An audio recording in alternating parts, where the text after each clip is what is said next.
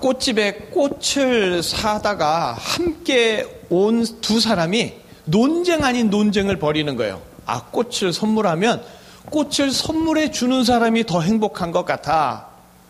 그랬더니 그 옆에 사람이 아니 받는 사람이 더 행복하지. 아니지, 주는 사람이 더 행복하지. 아니야, 받는 사람이 더 행복하지. 이렇게 두 사람이 티격태격하고 있을 때 꽃집 주인이 하는 말, 꽃 파는 사람이 제일 행복합니다.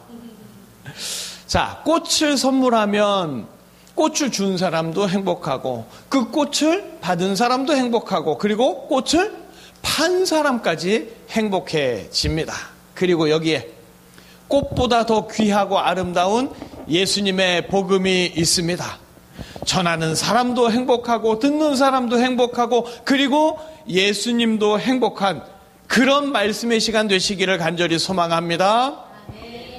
자, 이소무화 중에 개미와 배짱이 아시죠? 개미는 겨울을 대비해서 열심히 양식을 모으고 배짱이는 따뜻한 계절 내내 노래 부르면서 시간을 보냅니다. 그리고 겨울이 오자 배짱이는 굶주림에 시달리다가 개미에게 음식을 구걸하게 되죠. 그리고 개미는 배짱이의 게으름을 비난하는 것으로 그 이야기는 끝이 납니다. 자, 이 이소무화는 미래를 대비하여서 계획하고 일해야 한다는 선견지명에 대한 교훈입니다. 그래서 많은 사람들이 미래를 대비하려고 합니다. 나이 들어서 아프지 않게 운동도 열심히 하고 나이 들어서 궁핍하지 않게 노후 대책도 잘 세우면서 개미가 일하는 것처럼 굵은 땀방울들을 많이 흘립니다. 그러나 땀을 쏟은 만큼 미래가 대비되는 건 아니에요. 아무리 운동을 해도 사고를 당할 수 있고요. 노후 대책도 미덥지가 않습니다. 미래를 잘 대비하고 싶지만 어떤 일이 언제 어떻게 닥치게 될지 알 수가 없잖아요. 용하다는 점쟁이를 찾아가도 돈과 시간만 날릴 뿐입니다. 미래를 대비한다는 것은 개미가 일하는 것처럼 그렇게 쉽고 간단하지가 않습니다. 뭐니 해도 머니라고 가장 확실한 준비는 현금일까요? 현금만 많이 쥐고 있으면 미래에 대한 걱정이 없을까요? 미래에 대한 걱정에 그 미래를 대비해야 되는 걱정까지 머리만 점점 더 무거워지는 것 같지 않으세요? 자, 오늘 본문은 요셉의 인생 중에서 명장면 중에 하나입니다. 어느 날 이집트 왕 파라오가 이상한 꿈을 꿉니다. 왕의 마음이 번민하여 도저히 지나칠 수 없어서 점술가와 현인들을 모두 불러 모았지만 별 소용이 없었습니다. 그런데 바로 이때 술 맡은 관원장이 감옥에 있던 요셉을 기억해내고는 왕에게 지난날에 있었던 일들을 고합니다. 그리고 드디어 요셉이 왕에게 불려가죠. 꿈으로 시작한 요셉의 인생이 이제 꿈으로 절정을 맞이하게 되었습니다. 자, 요셉은 왕의 꿈을 듣는 즉시 해석합니다. 그리고 잘 알고 있는 대로 요셉은 그 일을 통해서 이집트의 총리가 되지요. 이집트 왕의 꿈을 해석하는 귀중한 이 기회를 잡을 수 있었던 것, 요셉이 노예로 팔려갈 때도 감옥에 갇힌 죄수 신세일 때도 몸가짐을 바로 하고 공부를 쉬지 않으며 미래를 대비했기 때문일까요?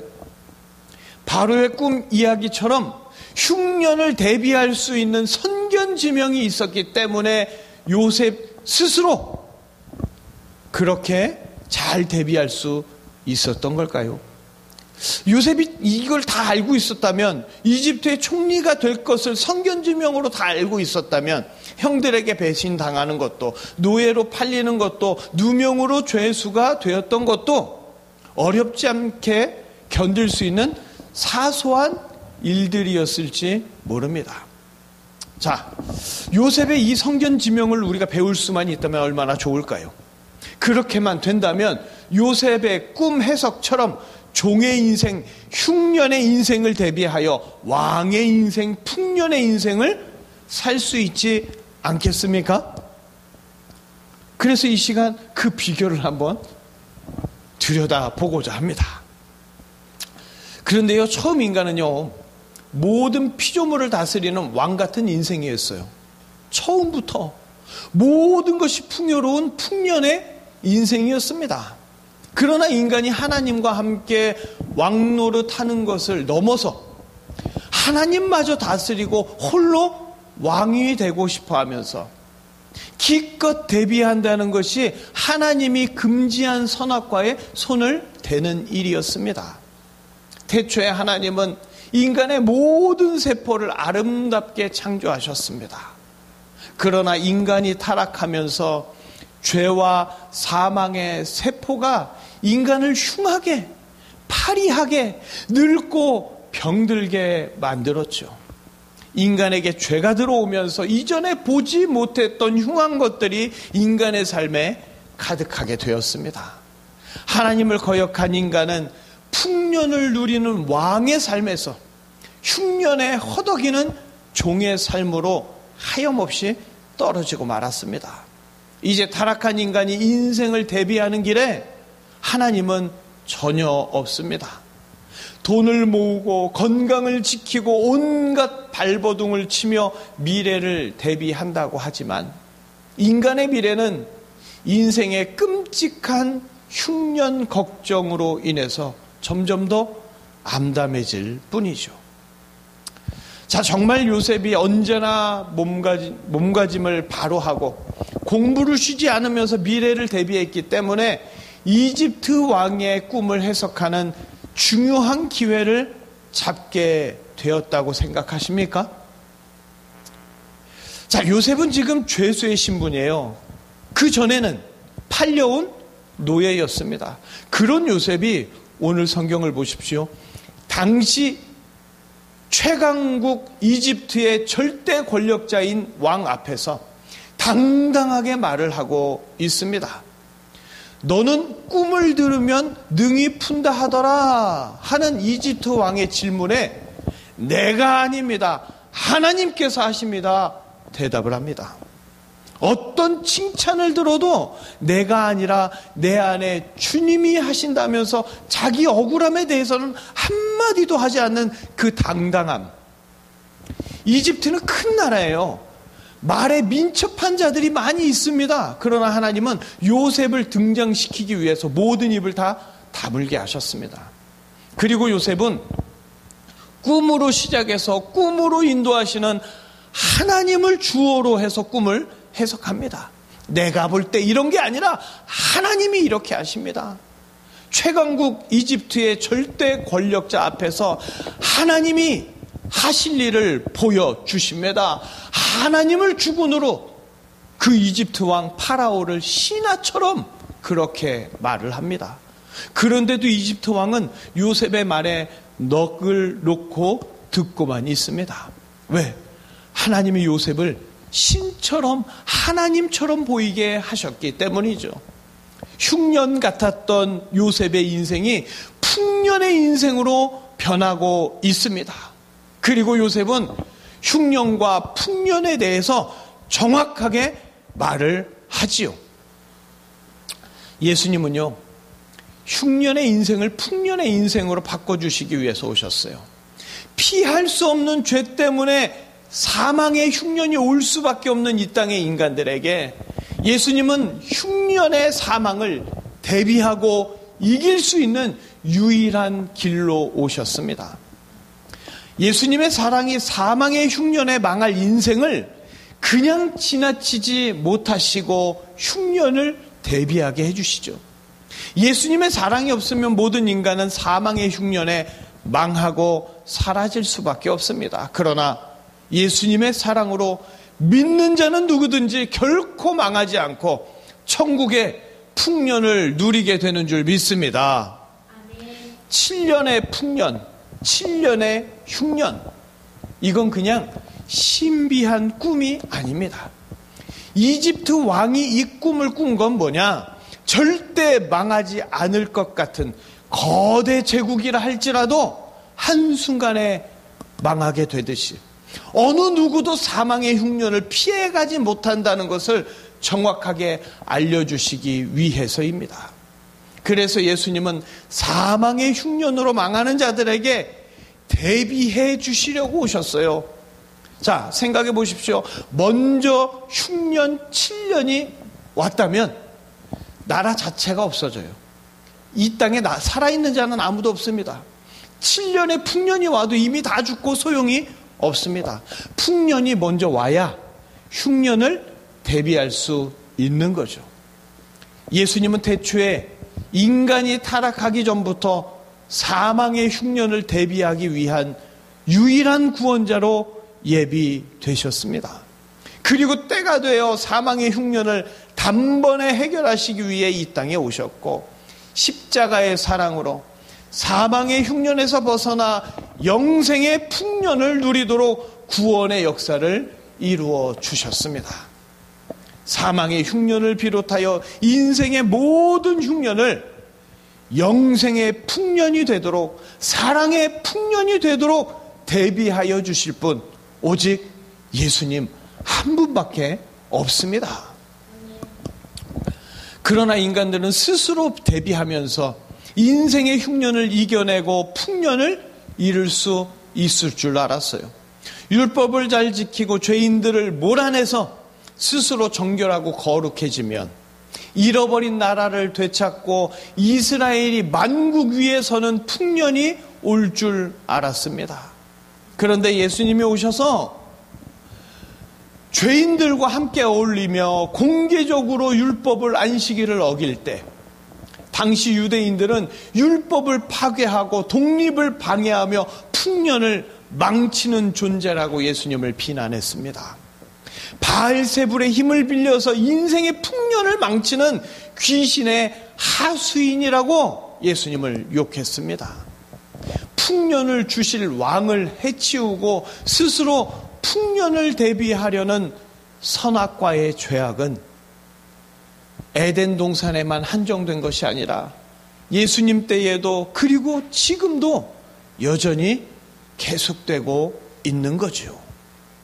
그러나 예수님은 흉년에 갈라진 땅처럼 강팍해진 죄인들에게 사망의 흉년을 대비하고 풍년을 맞이할 수 있도록 사랑의 역사를 멈추지 않으셨습니다. 요셉 때 있었던 7년의 풍년과 7년의 흉년은 엄청난 기상이변입니다. 우연히 생기는 일이 아니라 온 세상의 주관자만이 하실 수 있는 일이죠. 그런데 이 꿈을 통해서 요셉은 앞에 엄청난 풍년이 와서 좋습니다, 이게 아니라 뒤에 흉년을 이야기합니다.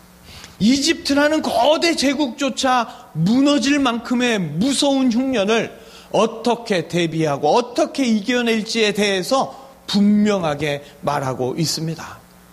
흉년과 풍년은 주님의 사랑과 인간의 죄악을 대조하는 상징입니다. 먼저 베푸신 그 큰 사랑에도 죄를 짓고 타락한 인간의 현실을 의미하는 것이죠. 그러나 예수님의 사랑이 그 모든 흉년을 다 대비하도록 해주십니다. 노예이며 죄수인 요셉이 이집트 왕과 대면하여서 당당하도록 해주신 것처럼 예수님이 함께하는 자, 예수님이 사랑하는 자는 그 신분에 상관없이 영원히 왕노릇하게 해주십니다. 보통 사람은요, 노예일 때, 죄수일 때, 가장 밑바닥일 때 모멸감과 수치감과 여기저기에서 짓누르는 핍박으로 점점 더 간사해지고 처세술에만 민감해집니다. 그러나 요셉처럼 주님이 사랑하는 자, 주님을 사랑하는 자는 노예라도 죄수라도 주님의 사랑 안에서 오히려 그 자존감이 점점 더 커집니다. 노예에 불과한 자이며 죄인일 수밖에 없다고 예수님께 고백하는 자, 그 죄보다 더 큰 예수님의 사랑으로 모든 죄를 용서받고 사망의 흉년에서 벗어나서 천국의 풍년을 맞게 됩니다. 요셉은요, 이집트 왕을 향하여서 집계 감독관을 두라고 합니다. 현재 정치 구조로는 대비할 수 없다고 지적하면서 정치, 경제, 사회, 문화 전체를 꿰뚫어보고 정확한 대안을 제시하죠. 궁궐에 처음 들어온 죄수 주제에 정신이 없어야 되는데 내가 아니라 하나님이 하십니다. 이렇게 말을 시작하더니 정치는 이렇게 하는 겁니다. 왕과 신하를 가르치고 있습니다. 그렇게 예수님도 이 땅에 오셔서 정확한 대안을 말씀하시며 유일한 대비책, 바로 예수님 자신을 선포해 주셨습니다. 그리고 자신이 제물이 되어서 예수님이 모든 저주를 대신 받고 죽으심으로 모든 죄인들이 당해야 할 인생의 끝없는 흉년을 영원한 풍년으로 다 바꿔 주십니다. 죄와 사망의 종으로 지옥 가야 할 자를 영원한 천국에서 왕노릇하는 자로 완전히 바꿔주시는 것, 이것이 바로 예수님의 사랑의 역사입니다. 예수님의 사랑으로만 인생의 흉년을 대비할 수 있습니다. 예수님의 사랑만이 흉년에서 풍년으로, 죽음에서 생명으로 바꿔주십니다. 인생의 가장 큰 흉년이 뭘까? 어느 누구도 피해갈 수 없는 사망입니다. 그리고 영원한 풍년은 바로 예수 그리스도이시죠. 사랑의 예수님이 풍년으로 이 땅에 오신 이유는 누구든지 예수님을 믿으면 예수님의 사랑을 부어주어서 사망의 흉년을 대비하도록 역사해 주시기 위해서입니다. 사망의 흉년이, 인생의 흉년이 있기 전에 예수님이 먼저 망할 수밖에 없는 죄인들에게 찾아오십니다. 그리고 어떤 인생의 흉년도 대비할 수 있도록 크고 놀라운 사랑을 부어주시죠. 죄와 사망의 종이 되어서 망하게 될 죄인들에게 모든 인생의 흉년을 대비할 수 있는 길, 풍성한 천국에서 영원히 왕노릇하게 해주시는 예수님 뿐입니다.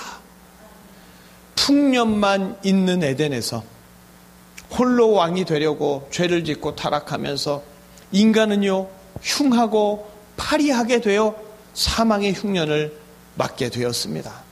그러나 하나님 아버지는 사망의 흉년으로 망하게 된 인간들을 불쌍히 여기시며 모든 흉년을 대비할 수 있는 독생자 예수님을 보내주십니다.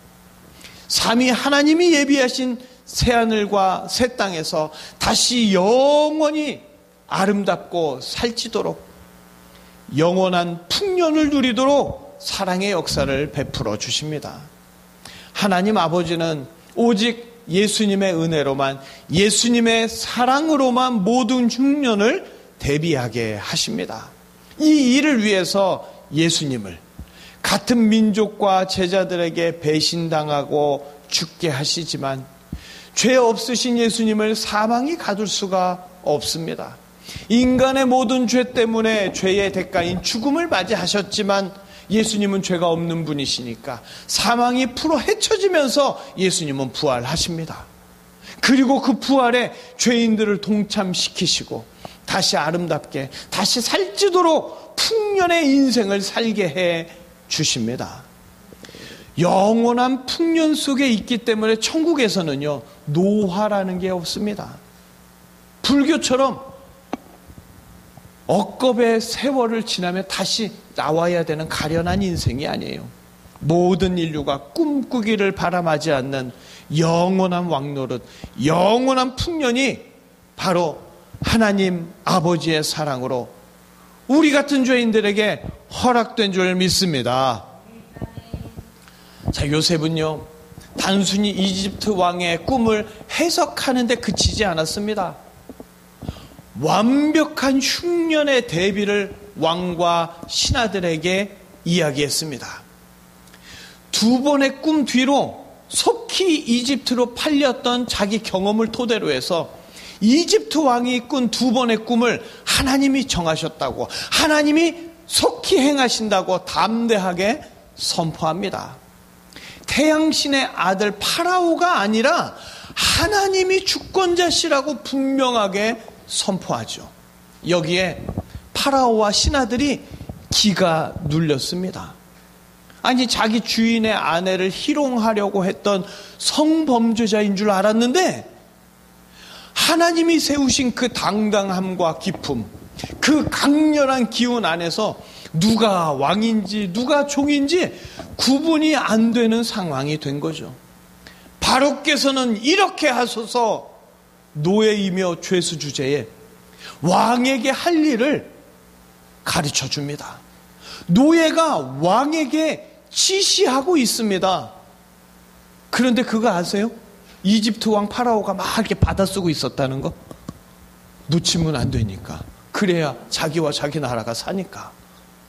죄인이라도 노예라도 세상이 알아주지 않아도 바로 요셉처럼 주님을 사랑하는 자, 주님이 사랑하는 자가 왕노릇하게 될 것이고, 주님의 사랑으로 인생의 흉년을 대비하며 영원한 풍년을 누리게 됩니다.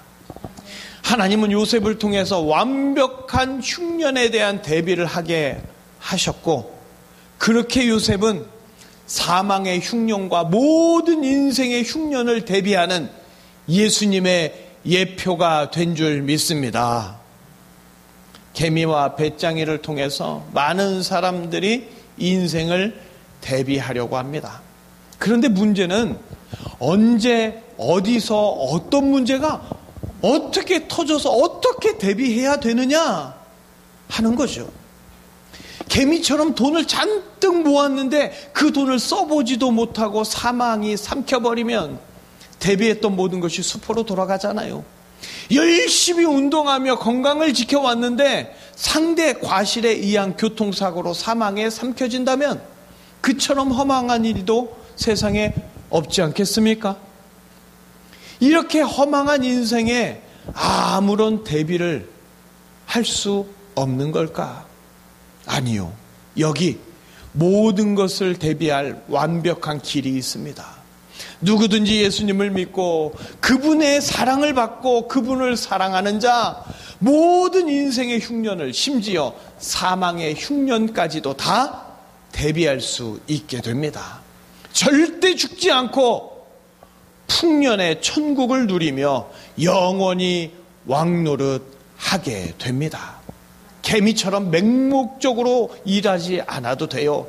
배짱이처럼 대책 없이 살지 않아도 됩니다. 예수님의 사랑이 그의 인생의 모든 것을 다 대비해 주시고 그 사랑 안에서 세상 어느 누구보다도 가장 즐겁게, 가장 행복하게, 요셉도 부러워할 만한 왕 같은 인생을 살게 됩니다. 이런 놀라운 복, 예수님의 사랑을 모르는 자, 예수님을 사랑하지 않는 자는 결코 알지도 경험하지도 못할 것이요, 오직 예수님을 사랑하는 자, 예수님이 사랑하는 자만이 영원히 누리게 되는 특권인 줄 믿습니다. 자, 바로의 꿈에서 동풍의 마른 7 이삭이 나오지요. 시나이 반도를 넘어 부는 동풍은요, 매우 건조하여 식물들을 다 마르게 합니다. 그런데 동풍은 자연 현상만이 아닙니다. 죄가 시작된 곳이 바로 동쪽이에요. 죄를 지은 인간은 동쪽으로 갑니다. 그리고 전 세계 사람들이 극동의 나라라고 부르는 가장 완악하고 더러운 나라가 바로 대한민국이죠. 그러나 이런 대한민국에 예수님은 부흥을 주십니다. 왜냐? 이 나라에 예수님이 사랑하는 성도들, 예수님을 사랑하는 성도들이 있기 때문입니다. 왜 이스라엘을 통하여 예수님이 오신 줄 아세요? 벌레가 꼭 더럽기 때문이라고 성경은 분명히 기록하고 있습니다. 그러나 그들은 그 사랑을 은혜로 받지 않고 선민 사상에 빠져서 예수님까지 죽여버렸습니다. 그렇다면 왜 한국에 부흥을 주실까요? 가장 완악하고 더러우니까. 한국 교회의 성도라면 완악하고 더러운 죄인이라고 고백해야 합니다. 인생의 흉년을 예수님이 아니고서는 대비할 수 없다고 고백할 수 있는 자가 바로 성도입니다. 그러면 예수님은 그런 성도를 부흥의 주역으로 삼아 주십니다. 부흥을 위해서 일만 하는 자가 아니라 부흥을 누리면서 그 부흥을 전하는 자, 부흥의 풍년을 누리고 예수님과 함께 왕노릇하며 담대히 살아가는 자로 요셉처럼 만들어 주십니다. 예수님의 사랑으로 모든 흉년을 대비하는 이 시대의 요셉, 바로 이 자리에 성도님들인 줄 믿습니다. 이 세상을 살아갈 때 선견지명 필요할 것 같으시죠? 미래에 대한 예측 능력이 출중해야 될 것 같으시죠? 성경은요, 예수님의 사랑만 있으면 어떤 흉년도 다 대비할 수 있다고 분명히 가르쳐 주십니다. 이보다 더 선명하고 분명한 미래가 어디 있습니까? 어느 점쟁이를 찾아가면, 어느 미래 학자를 찾아가면 완벽한 해결책을 주겠습니까? 어떤 점쟁이에게 가도 이보다 더 선명한 답은 없고, 인생을 몇 번이고 환생해서 회귀의 삶을 산다고 해도 미래를, 흉년을 대비하여 살 수 없습니다. 예수님만이 가장 확실하게 인생을 대비할 수 있는 길입니다. 요셉은요, 애굽 땅의 5분의 1을 거두라고 해요. 왜 요셉 이야기에 20% 세금이 나오는 걸까? 지금 사회 경제학자들이 빅데이터로 도출한 최적의 세금이 얼마인 줄 아세요? 20%입니다. 모세보다 430년 전에 요셉은 정확한 세금까지 흉년의 대비책으로 언급한 거예요. 구약에는 제사, 절기 등이 율법으로 예리하고 정교하게 기록되어 있죠. 구원의 방법이 대충대충 되는 게 아니라 정교하게 이루어지는 것이기 때문에 그래요. 이렇게 구원이 정교하기 때문에 요셉이 살 길을 말하는 것도 정교하고 정확하게 나타납니다. 그래서 우리의 죄는 0.000000001%도 남지 않습니다. 아주 정교하게 예수님은 사랑하는 자에게 역사해 주시기 때문입니다. 이런 예수님과 함께 주인처럼 왕처럼 살 것이냐, 아니면 인생의 흉년을 걱정하며 세상의 종이 되어 살 것이냐, 우리는 인생의 대비를 분명하게 해야 합니다. 창세기 41장 36절을 다시 한번 우리 읽어 보실까요? 우리 함께 읽겠습니다. 이와 같이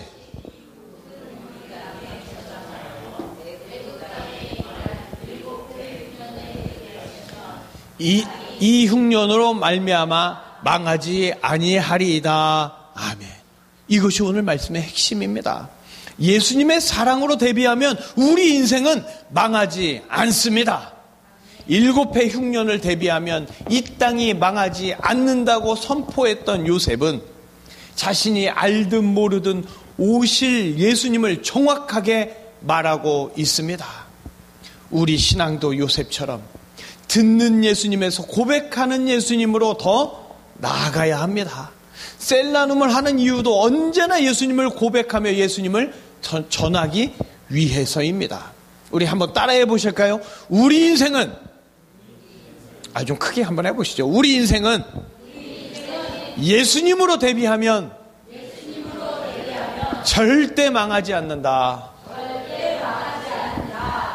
어떤 인생의 흉년도 예수님으로 대비하는 자는 풍년의 기쁨으로 살 수 있습니다. 예수님으로 대비하며 인생을 살아가는 자는 세상의 종이 아니라 유일한 전능자의 신부로 온 우주의 왕처럼 살아갑니다. 천국과 지옥은요, 부정한다고 없어지지 않아요. 에이, 그런 거 없어. 그런 게 어디 있어. 인간의 인식에 없다고 존재하지 않는 게 아닙니다. 영원한 흉년의 지옥에서 영원한 종이 될 것이냐, 영원한 풍년의 천국에서 영원히 왕노릇 할 것이냐, 우리는 늘 이런 고민 속에서 만나는 사람마다 예수님의 사랑을 전해야 합니다. 우리 인생은 예수님으로 대비하면 절대 망하지 않습니다. 우리 인생은 예수님으로 대비하면 절대 망하지 않습니다. 나의 고백인 동시에 주변 사람들에게 이 말을 전해주면서 예수님으로 흉년을 대비하며 늘 풍년의 기쁨으로 살아가시기를 예수님의 이름으로 축복합니다. 기도하시겠습니다.